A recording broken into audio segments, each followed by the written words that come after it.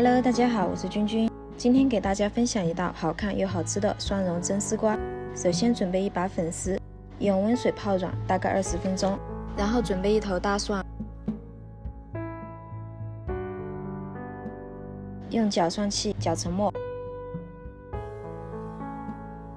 蒜蓉里面加入1勺蚝油、1勺盐、1勺鸡精，把它们搅拌均匀。再淋入热油，爆香蒜末。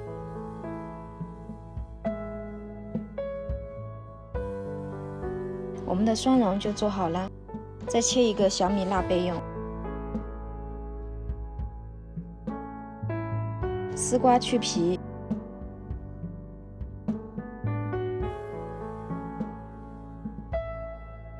再切掉2头，然后斜刀切成块。把切好的丝瓜摆入盘中，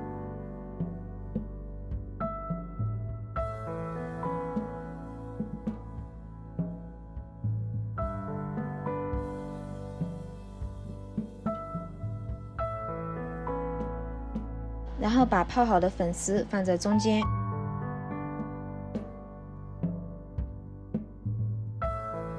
再把蒜蓉铺在上面。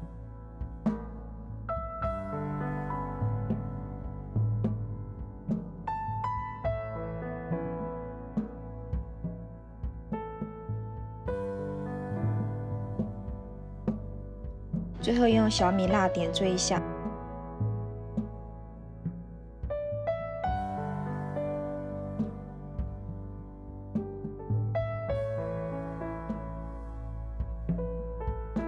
锅内加水，放入丝瓜，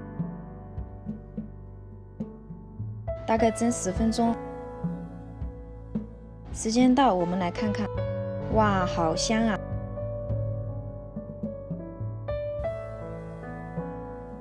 淋入少许的蒸鱼豉油，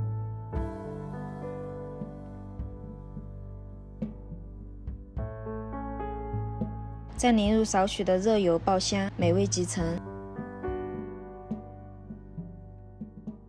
这样一道既好看又好吃的蒜蓉蒸丝瓜就做好了，喜欢你也试试吧。